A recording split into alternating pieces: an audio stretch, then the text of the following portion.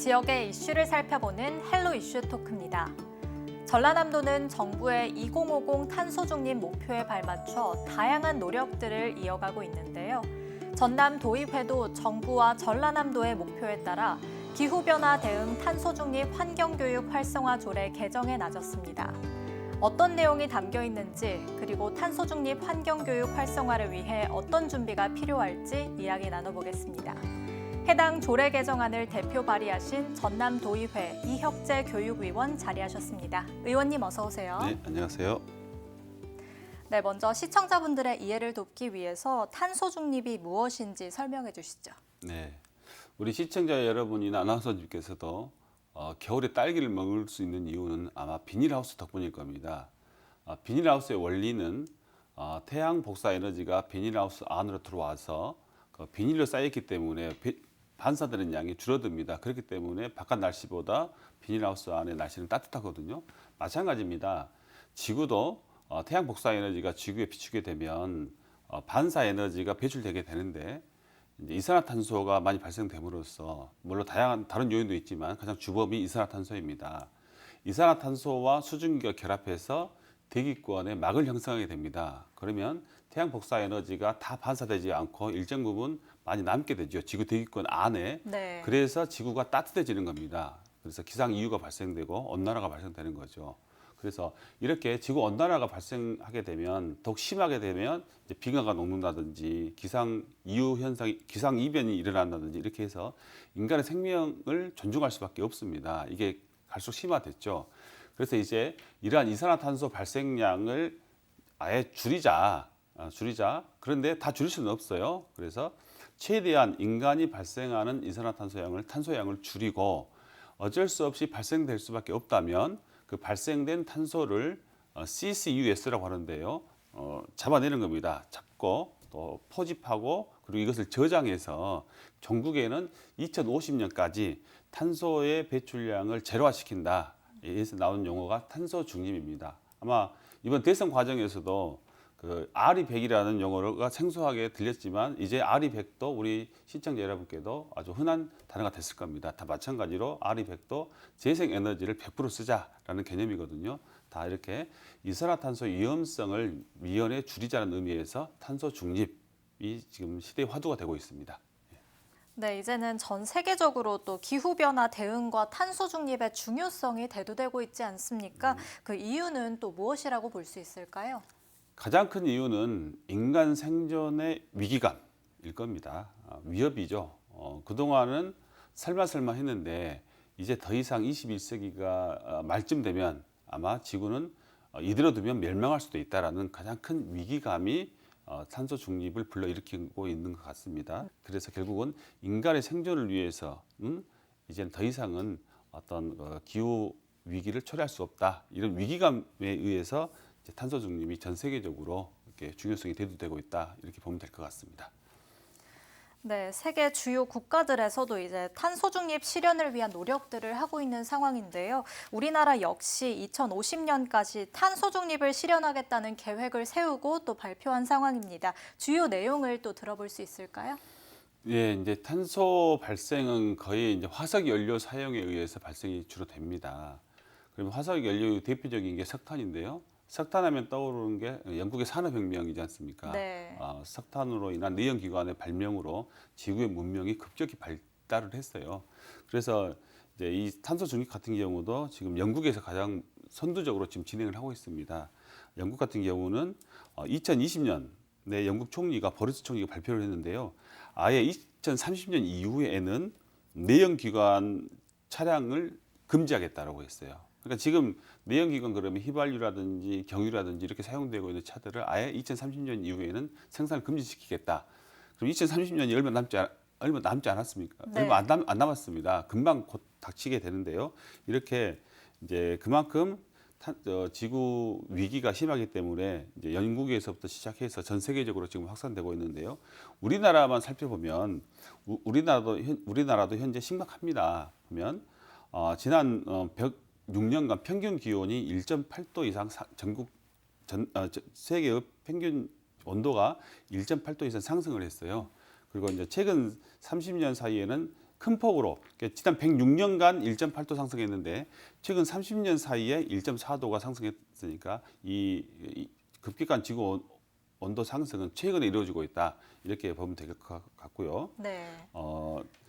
또 지난 43년간 해수면이 약 8cm 정도 이렇게 상승을 했어요. 왜냐하면 빙하가 많이 녹고 했기 때문에 해수면이 8cm 상승했고, 특히 우리나라 같은 경우에 제주 지역은 22cm나 상승했습니다.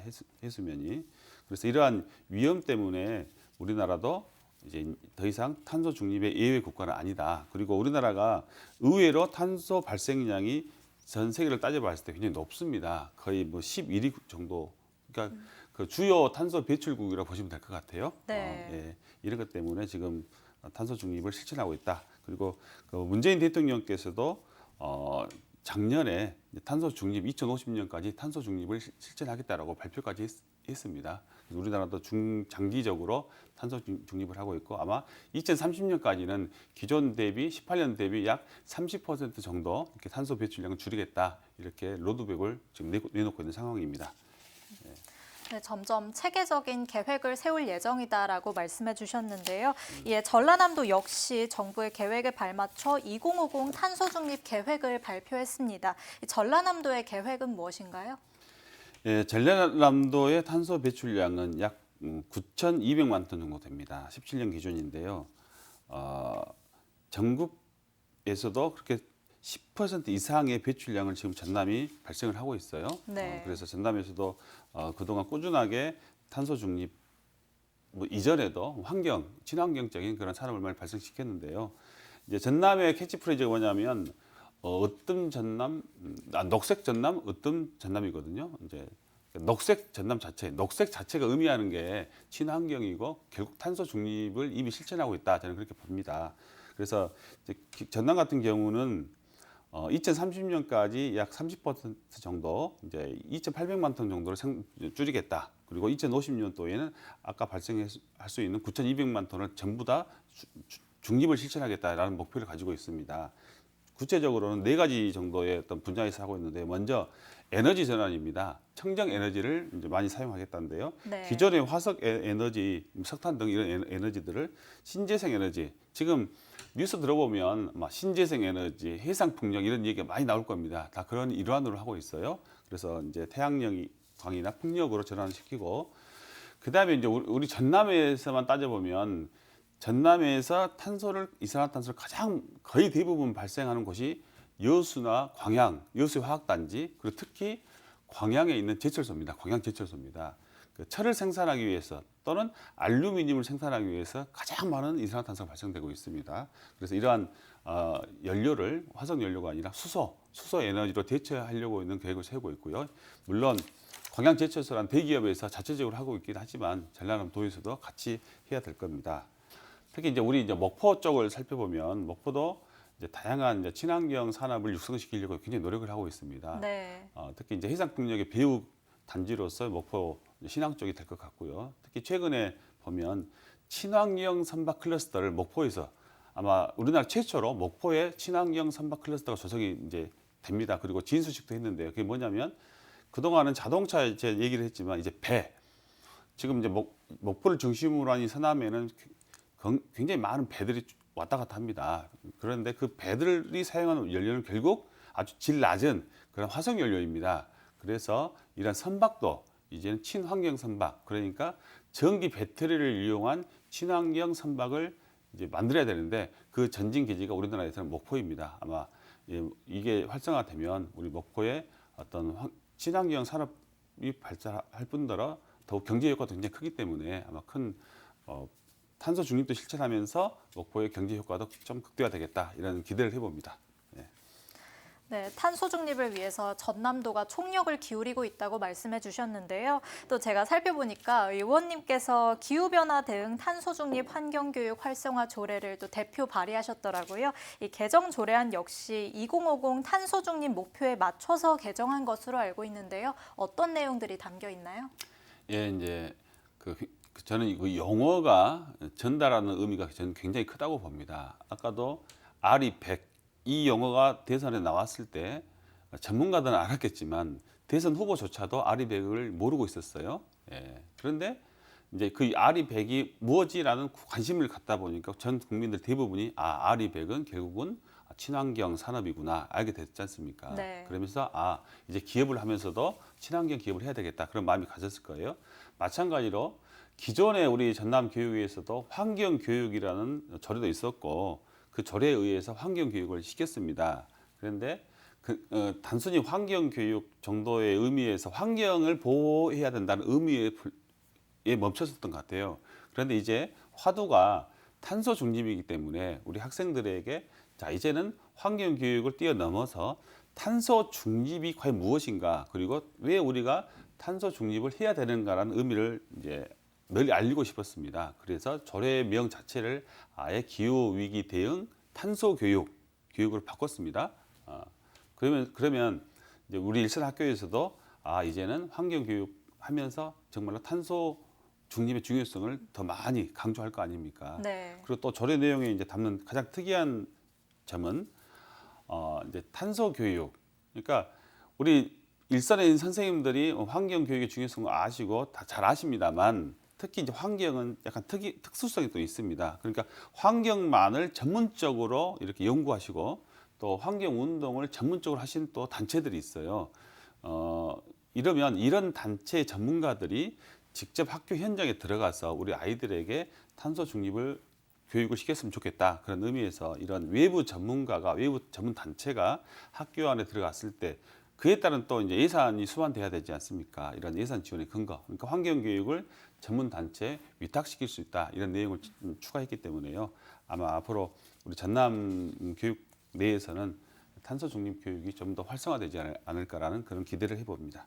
네, 조례안과 관련해서 내용과 그 배경들을 살펴봤는데요. 이제 제가 또 궁금해지는 게 도교육청에서는 탄소 중립 실천을 위해서 어떤 노력들을 펼치고 있나요? 예, 사실 이번 주가 전라남도 같은 경우도 탄소 주간입니다. 그래서 일주일간 탄소 중립에 대한 중요성을 도민들에게 홍보하고 또 공청회도 열고 또 다양한 토론회도 열고 어떻게 하면 실천할 수 있는지에 대한 그런 행사도 할 겁니다. 마찬가지로 우리 전남교육청도 이런 탄소 주간을 이제 운영하면서 학생들에게 이제 강조하는 거죠. 하지만 단순히 그 탄소 중립, 특히 환경 교육의 중요성은 그 일주일 정도의 그 주간을만 해서는 절대 안 되는 거거든요. 네. 그래서 이제 우리 전남교육 같은 경우는 이제 2022년에 친환경 생태학교를 조성을 하고 또 탄소 중립 중점학교 또 앞으로 얘기하겠지만 또 학교 숲 생태 놀이터 조성 등 그러니까 학생들이 자연스럽게 학교 내에서 탄소 중립의 중요성을 이렇게 알게끔 이런 교육을 시킬 건데 단순히 그냥 주입식 교육이 아니라 어떤 생활 속에서 실천할 수 있는 그런 탄소 중립 교육을 아마 시킬 예정으로 있고요. 최근에 이제 조례도 개정되고 또 기후 위기의 심각성을 아는 전남 교육 당국에서는 팀을 하나 꾸렸어요. 팀. 기후 위기 환경 교육 팀이라는 팀 자체를 하나 꾸려서 그 팀에서 전남의 어떤 모든 탄소 중립이라든지 환경 교육 자체의 어떤 컨트롤 타워 역할을 할 겁니다. 이렇게 되면 좀 더 짜임새 있고 체계적인 그러한 탄소 중립 교육이 되고 또 거기에 이제 실천까지 되지 않을까 이렇게 생각을 해봅니다. 네, 전남교육청에서 탄소 중립을 위해 어떤 노력들을 하고 있는지까지 들어봤는데요. 앞서 말씀해 주셨지만 이 교육부와 6개 관계부처에서도 탄소 중립 중점학교 지원 사업을 공동으로 진행해 오고 있더라고요. 이 사업 역시 도의회에서 발의한 조례안과 그 맥락을 같이 하는 것 같은데 어떤 내용들이 담겨 있습니까? 예, 이제 탄소 중립은 특정 부서에서만 해서는 되지도 않습니다. 그러니까 우리나라 모든 부처 또 지자체의 모든 지자체들이 동시에 참여를 해야 그 효과가 발생될 수 있어요. 네. 그런데 이제 우리 교육부만 따져보면 이제 탄소 중립 중점학교라고 해서 이미 작년부터 시행을 하고 있었습니다. 하고 있었고 그 부서가 아나운서님께서 말씀했지만 6개 부처 중에서 환경부에서는 꿈꾸는 환경학교를 준비하고 있고 또 농림축산식품부에서는 농어촌 인성학교 연계라는 사업을 하고 있고요. 또 해양수산부는 해양환경 이동교실 그리고 산림청에서는 국산 목재 체험 교실, 또 기상청에서는 기후변화 과학 체험 콘텐츠 등 그러니까 6개 관계부처가 협력해서 환경교육을 이제 시키는 거죠 학생들에게. 그런데 이제 뭐 우리 지역을 살펴보면 전남 같은 경우는 2021년에 5개 학교를 탄소 중립 중점 학교로 이렇게 선정을 해서 실천을 했어요. 목포 같은 경우는 목포 해인여고가 포함되어 있었는데 그러면 이제 이런 탄소 중립 학교로 선정이 되면 이제 전문적 학습 공동체라는 게 있는데 교육청 내에 줄여서 전학공 그래요. 이제 선생님들이 모여서 어떤 이 연구를 하고 동아리 활동하는 곳인데 이런 데서 집중적으로 어떤 탄소 중립과 녹색 성장에 대한 공부를 하고 학생들에게 이렇게 이제 공유하는 그런 사업들입니다. 그리고 이제 2022년 올해는 이제 작년에 5개 했으면 올해는 20개 학교를 탄소 중립 중점 학교로 이렇게 지정을 합니다. 네. 그러면 그에 따른 이제 중점 학교가 되면 어떻게 달라지냐 그러면 가장 중요한 것은 예산 지원이 된다는 겁니다. 그 예산을 활용해서 탄소 중립 교육을 좀 중점적으로 할 수 있다는 거죠. 또 2023년 내후년에는 40개 학교를 탄소 중점 학교로 지금 지정할 계획이 있는데 이것 가지고는 부족해요. 이 사업은 관계부처 6개 부처가 동시에 해서 시행하는 사업이지 않습니까? 근데 이걸로는 부족하다. 그래서 전남교육청은 따로 탄소 중립 시범학교라고 해서 작년에 102개 학교, 그다음에 올해는 238개 학교, 내년에는 340개 학교를 전남교육청 자체 탄소 중립 시범학교로 지정해서 운영할 겁니다. 그런데 이제 전남에가 학교가 총 820개 있습니다. 네. 이런 꼭 시범학교가 아니더라도 820개 학교가 다 탄소 중립에 동참해야 되겠죠. 네. 네, 말씀을 들어보니 또 현재 도교육청에서도 환경교육 활성화로 탄소 중립을 실현하기 위해서 이 많은 노력들을 하고 있는 것 같습니다. 의원님께서는 환경교육 활성화를 위해서 어떤 노력들이 더 필요하다고 보시나요? 환경교육은 단순히 그냥 말로 하는 교육에 그쳐서는 안 됩니다. 이제 우리 교육청에서도 뭐 다양한 방식으로 이렇게 환경교육을 실시하고 있다 이렇게 말씀드렸지만 이제 교육청만 가지고 되는 게 아니거든요. 네. 이제 교육청 같은 경우는 이제 일단 가장 중요한 게 국민들의 인식 전환이지 않습니까? 그러면 어려서부터 환경교육, 탄소 중립에 대한 인식을 심어주는 게 가장 큰 우리 교육청의 임무이고요. 그리고 그걸 실천하는 것은 결국은 이제 지자체일 겁니다. 지자체나 아니면 더 나아가서 민간 단체들. 그러니까 이제 제가 또 탄소 중립 교육 조례도 있지만 전라남도 교육청 탄소 중립 기본 또 조례를 좀 준비하고 있어요. 그게 뭐냐면 이제 교육 조례는 학생들에게 교육하는 것이고요. 탄소 중립 기본 조례는 전라남도 교육청 산하에가 820개 이상의 학교가 있고 그다음에 본청이 있고 또 직속 기관이 10개 이상 또 교육청이 22개 있어요. 그러면 전라남도 교육청 내에 있는 건물 있지 않습니까? 기관만 따지면 약 많게는 900개 정도가 될 겁니다.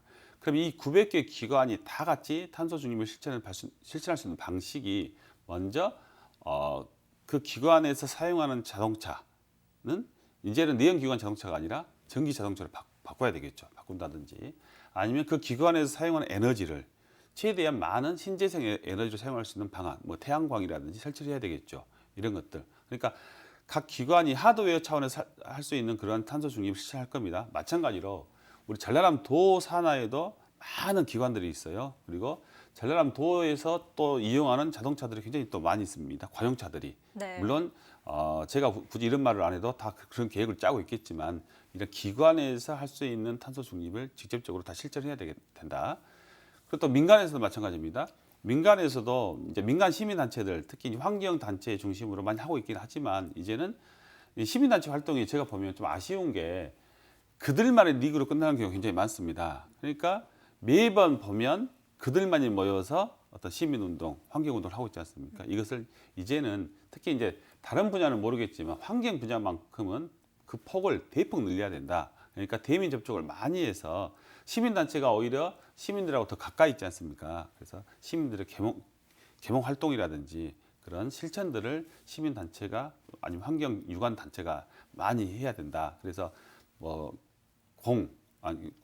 공공기관, 그다음에 민간기관 이런 것들 협력해서 이렇게 다 같이 해야 된다라고 생각합니다. 네, 오늘 이슈토크 이혁재 의원과 함께했고요. 의원님 오늘 나와주셔서 감사합니다.